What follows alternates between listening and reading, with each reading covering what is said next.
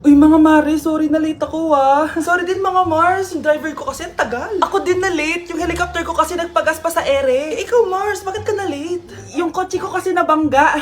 Dilulo ka ata, Nay. Naka-tricycle lang tayo eh. Name ka. So Mars, kamusta pala kayong dalawa? Ento, kakauwi ko lang ng Amerika. Ako naman, kakagaling ko lang ng Europe tsaka Japan. Ikaw Mars, saan ka galing? Ako? Galing ako sa mall. Sa mall ka lang pumupunta? Mall sa Australia. Wow, sosyal. Mag-mall lang sa Australia pa. Sinungaling. Sa Changi ka lang pumupunta eh. Isa pa, pag di ka na nahimik dyan. Balita ko mas yumaman kayong dalawa ngayon na. Anong ganap nyo? Hindi naman. Kakabili ko lang ng 2 bahay tsaka ng 3 bagong sasakyan. Ako naman, nagko-collect ako ng mga designer bags, designer shoes, basta designer.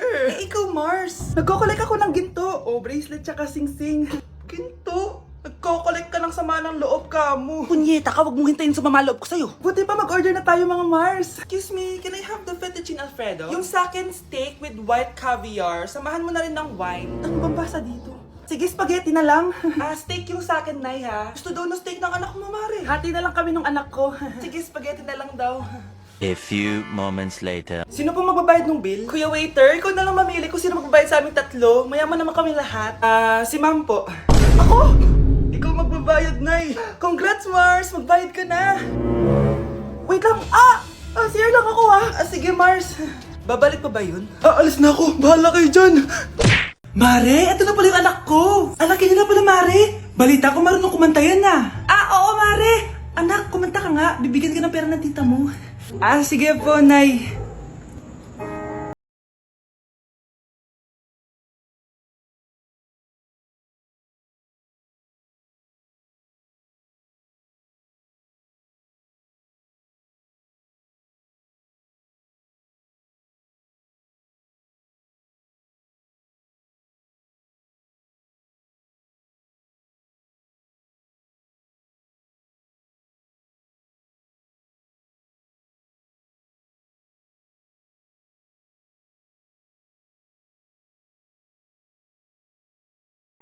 Oh baby, I am a wreck when I'm without you.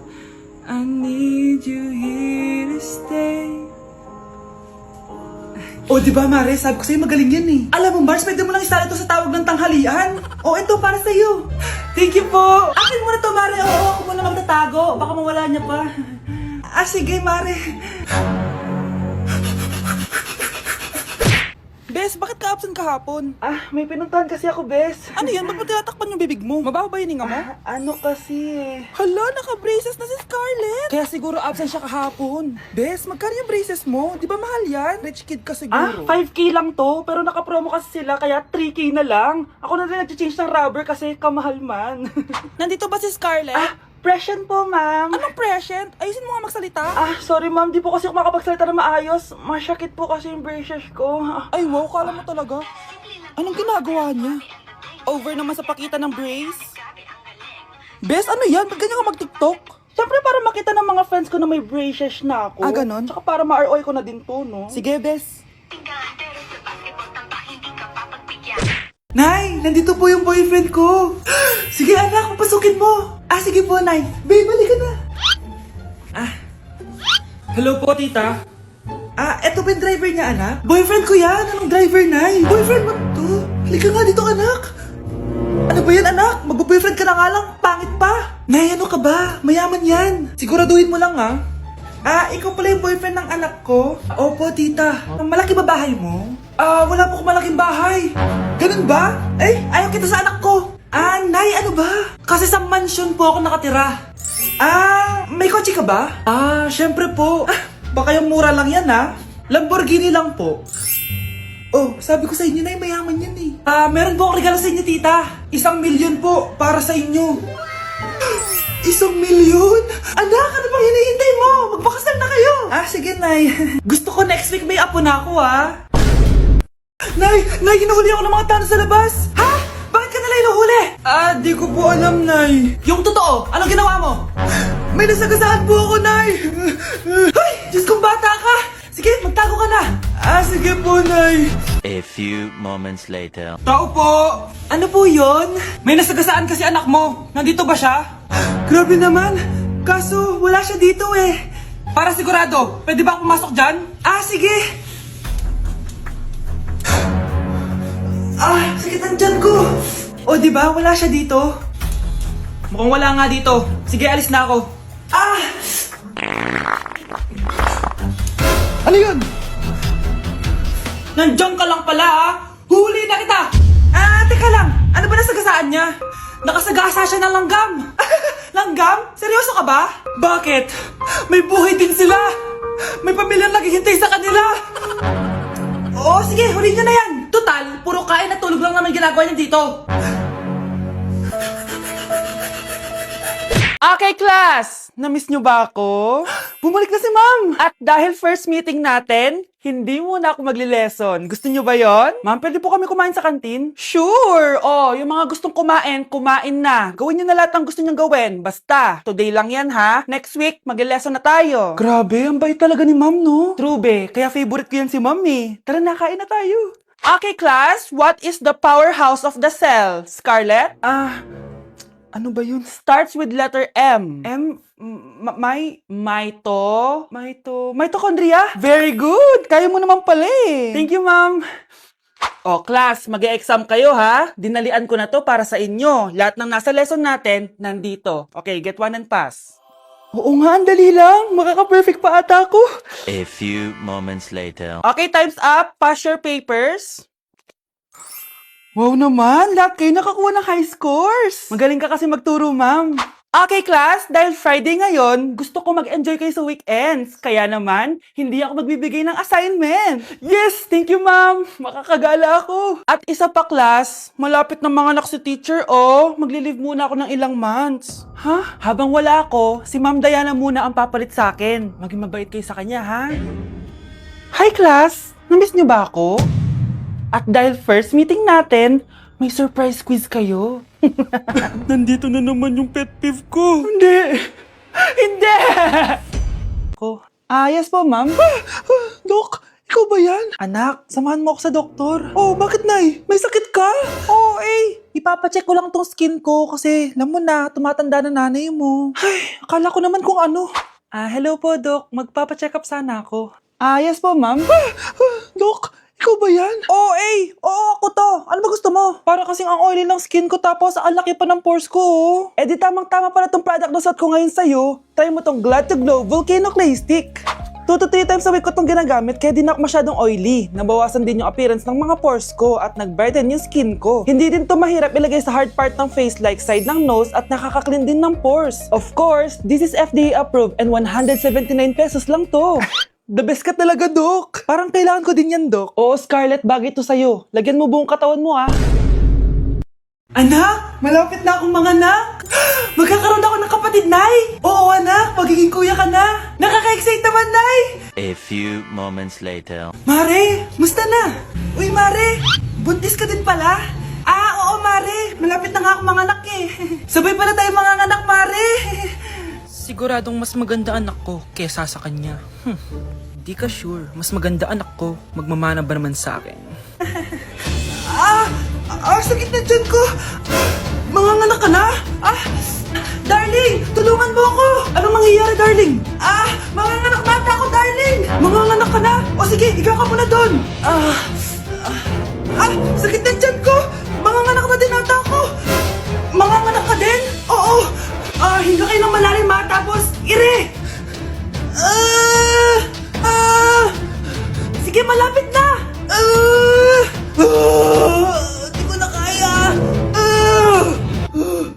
Darling, eto na anak natin! Ang ganda ng anak ko! Ang ganda-ganda mo, anak! Ba't magkamukha anak namin? Ha?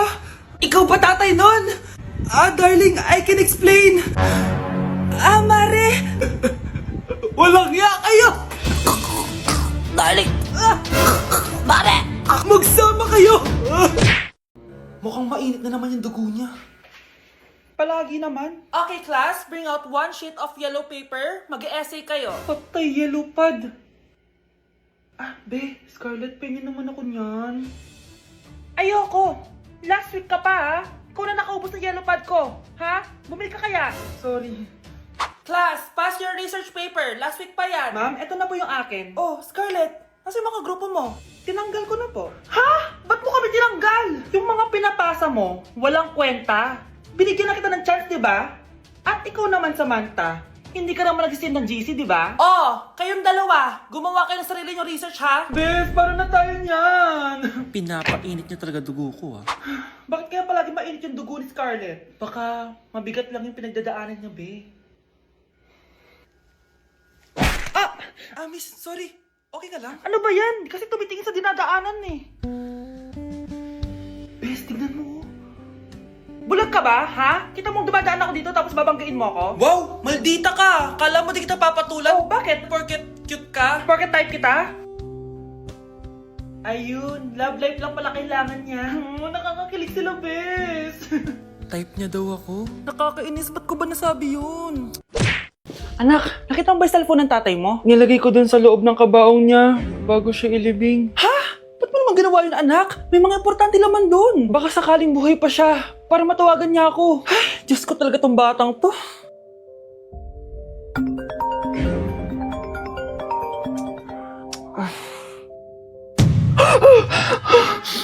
Patawag si tatay.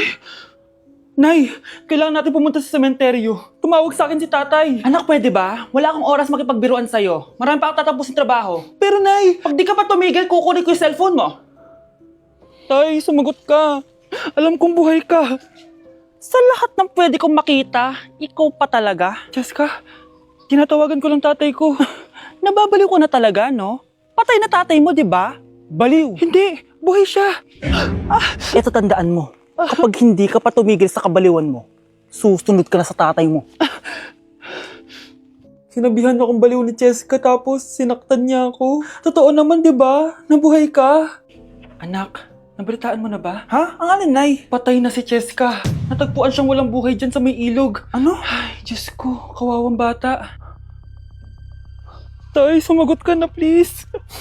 Ikaw! Ikaw ang pumatay sa anak ko! Ano? Eh siya nga to ng away sa akin eh. Ikaw ang huli niyang kasama. Tandaan mo to. Isusunod kita sa tatay mo. Tay, hindi ko na alam gagawin ko. Sinisisi ako ng nanay ni Jessica sa pagkamatay ng anak niya. Natatakot ako. Anak, yung nanay ni Jessica. Oh, bakit Nay? Pinatay daw. Binitin sa may puno. Ano? Nakakatakot na dito sa barangay natin, anak. Sinong pumapatay sa kanila? Nay, may tao. Sino po sila? Magandang araw po. Ako po si Detective Jason. Ako ang may hawak sa investigation case sa pagkamatay ni Cheska at ng kanyang nanay. Bakit kayo nandito? Dahil dito.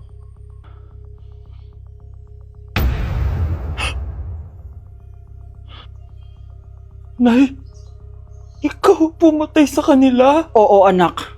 Narinig ko lahat ng mga sumbong mo sa tatay mo. Cellphone ni tatay. Pinangako ko sa tatay mo bago siya mamatay na poprotektahan kita. Kahit makapatay man ako ng tao. Sumama ka sa akin, ma'am, para ma-interview ka namin. Tandaan mo to, anak. Kahit nasa kulungan ako, poprotektahan kita. Tumawag ka lang. Number 1. Ano ang war na naganap noong 1939? Ako, ma'am. Okay, Kyle?